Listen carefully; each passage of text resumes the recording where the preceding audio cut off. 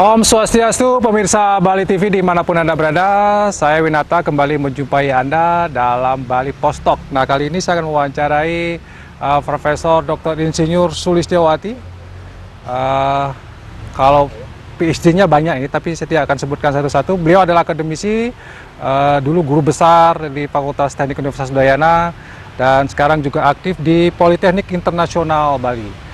Dan kita akan membicarakan tentang Bali di masa pandemi, apa yang mesti dilakukan, bagaimana kondisinya, dan ke depan, next apa yang harus kita lakukan. Tentu ini dalam proses bagaimana membangkitkan kembali Bali dari keterpurukan. Dan edisi ini merupakan juga edisi 72 tahun Bali Post, yang pada tanggal 16 Agustus 2020 akan berusia 72 tahun. Kita sapa dulu Prof. Sulis, panggilan kita akrabnya. Om Swastiastu, Prof. Ya, tuh. Gimana Gatra, sehat? Baik. Kabar ya, Uci ya Prof ya. Tetap semangat Prof ya. Oke. Prof, kalau Prof melihat kondisi Bali dalam pandemi COVID ini seperti apa Prof? Mungkin apakah ini kondisi yang terburuk yang pernah Prof lihat dari segi ekonomi, pariwisatanya? Gimana Prof lihatnya Prof? Kalau dari saya pribadi sih memang pandemi ini betul-betul seumur saya, umur hidupnya ini adalah saat-saat yang paling menyedihkan, Paling sulit ya Prof? paling sulit. Kemudian juga ini terjadi bukan saja di Bali, di Indonesia, di seluruh dunia. Nah, karena itu kita di Bali, menurut saya kita harus berusaha untuk mandiri. Nah, apa artinya mandiri? Apa yang bisa kita lakukan, ya kita harus lakukan. Kita harus melihat lingkungan. Seperti kita ketahui bahwa di Bali menganut Trihita Karana, kita memperhatikan hubungan manusia dengan Tuhan, manusia dengan manusia dengan lingkungan. Tetapi pada era pandemi ini, saya lebih menekankan pada hubungan antara manusia dengan manusia. Kenapa? Karena saya melihat situasi ini banyak orang staf ataupun karyawan yang dirumahkan, yang tidak dapat pekerjaan, yang merubah mata pencaharian dari seorang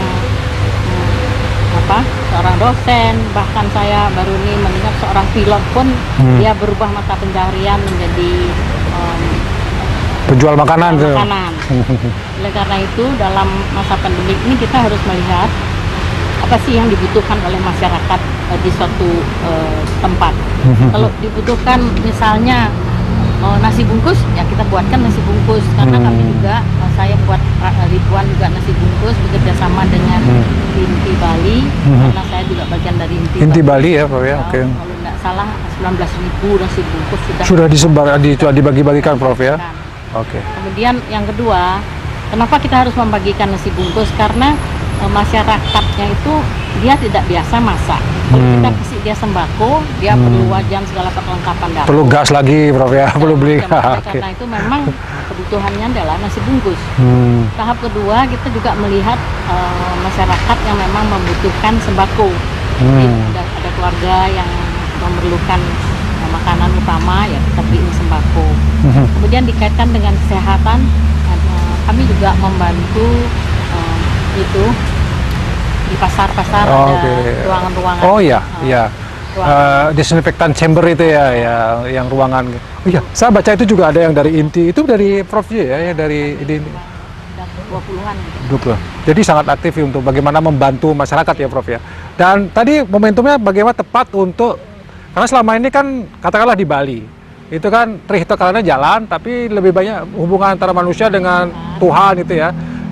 Sedangkan manusia dengan manusia agak kurang. Tapi selama ini untuk momentum di pandemi COVID ini, itu yang harus lebih ditekan lagi Prof ya. Dan itu harus dilakukan oleh masyarakat Bali. Berarti kegotong royongan itu ya Prof ya. Tapi persoalannya kemudian gini Prof, apakah katakanlah kita kan sudah hidup dari pariwisata selama ini.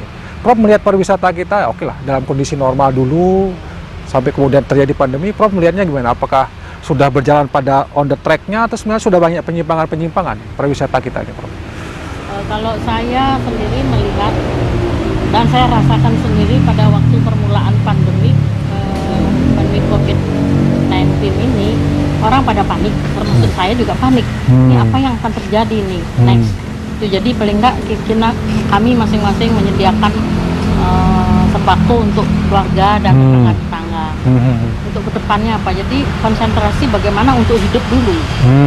Hidup dulu ya. Jadi, nah setelah sudah mulai agak reda, kita sudah menyesuaikan diri juga beradaptasi dengan COVID ini. Tentunya COVID-19 ini yang kita sebut dengan corona ini, kita harus hidup berdampingan dengan dia. Kita harus tahu karakternya si corona ini. Karakternya gimana? Dia nggak senang sabun, ya kita cuci tangan. Dia nggak senang dengan dingin-dingin. Dia senang dengan udara tertutup, kita di udara terbuka. Jadi kita lihat perilaku dari corona itu sendiri. Baru karena kita dari zaman dulu pun kita ada virus macam-macam kan.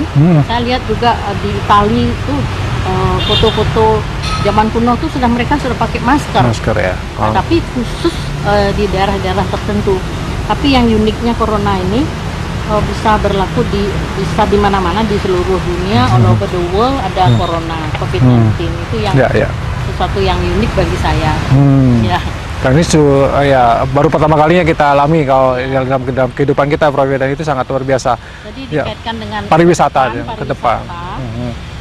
Saya sangat setuju dengan apa yang telah dikemukakan, yang telah dicanangkan oleh pemerintah, bahwa kita nggak salah tanggal 29 Juli ini ya, kita buka pariwisata untuk lokal dulu, sambil kita beradaptasi bagaimana kita melihat lingkungan itu. Kemudian kalau benar-benar kita sudah bisa mengatasi, kita bisa buka untuk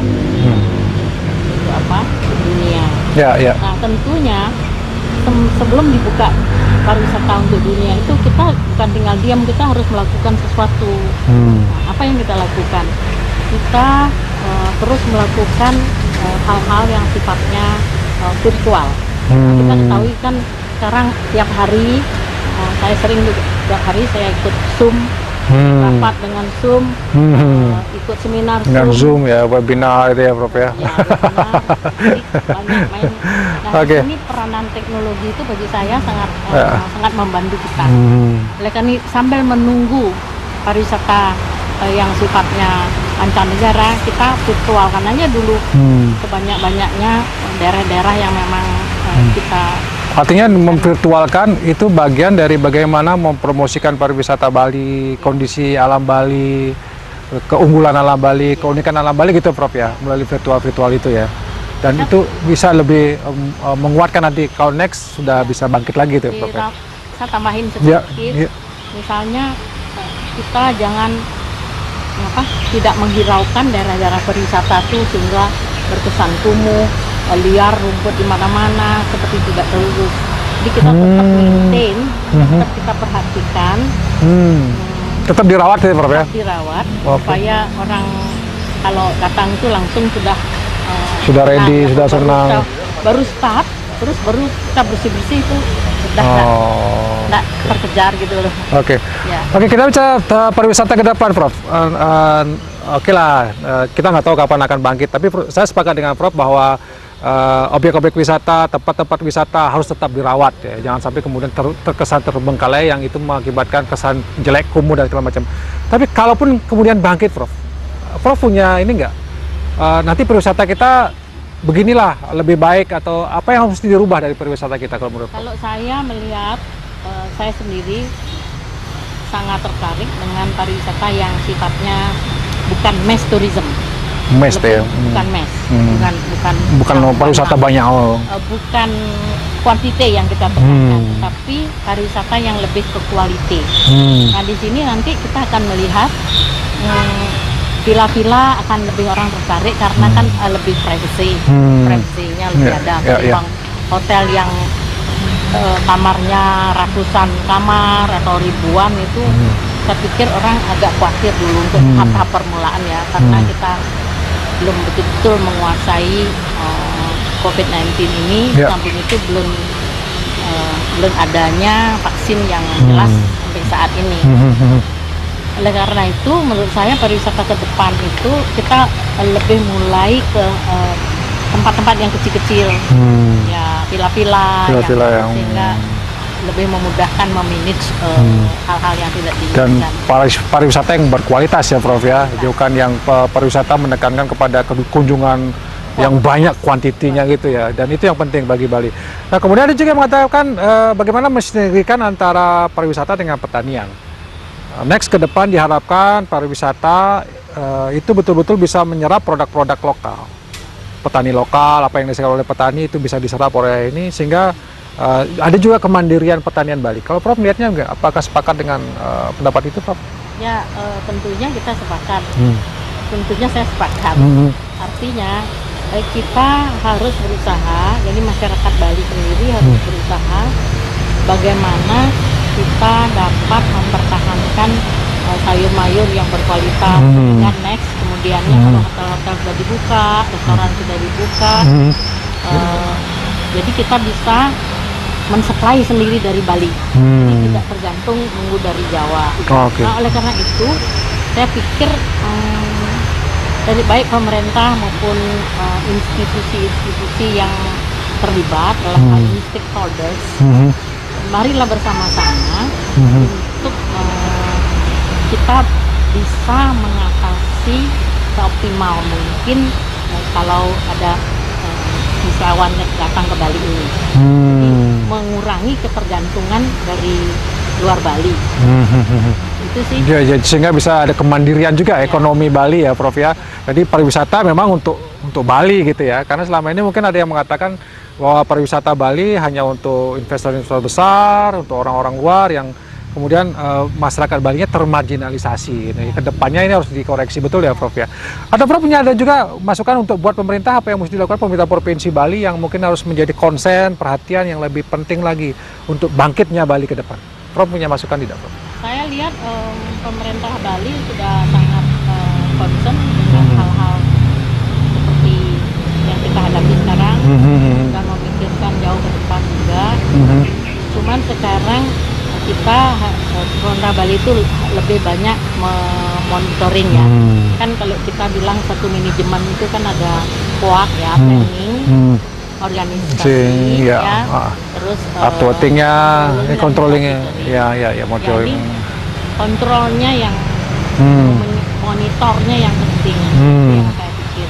Oke, pada implementasinya. Dikontrol dan dimonitor. Saya pikir kurang optimal lah kita bekerja. Baik, kebijakan hanya ada di atas kertas jadinya, Prof ya, tapi harus diimplementasi seperti apa, dikontrol, diawasi sehingga betul-betul dilaksanakan, Prof. Karena secara di atas kertas kebijakan-kebijakan ini sudah oke ya, Prof. Kita sepakat ya, Prof, itu sudah oke. Oke. Terima kasih, Prof, atas waktunya, luar biasa. Prof yang penuh semangat, Prof ya. Kita akan akhiri dan kita mudah-mudahan bisa ada semangat lagi, lebih kuat lagi, ada dukungan dari Prof Sulis bagaimana kita ke depannya dalam kondisi pandemi gotong royong, kemudian juga mendukung upaya-upaya pemerintah, implementasi dari kebijakan-kebijakan ini sehingga pariwisata Bali ke depannya memang untuk Bali, bukan lagi untuk siapa-siapa, tapi sekali lagi untuk kesejahteraan masyarakat Bali. Demikian Bali Post kali ini, saya ucapkan terima kasih atas perhatian Anda. Saya tutup dengan Prama Santi. Om Santi Santi Santi Om. Terima kasih. Sampai jumpa.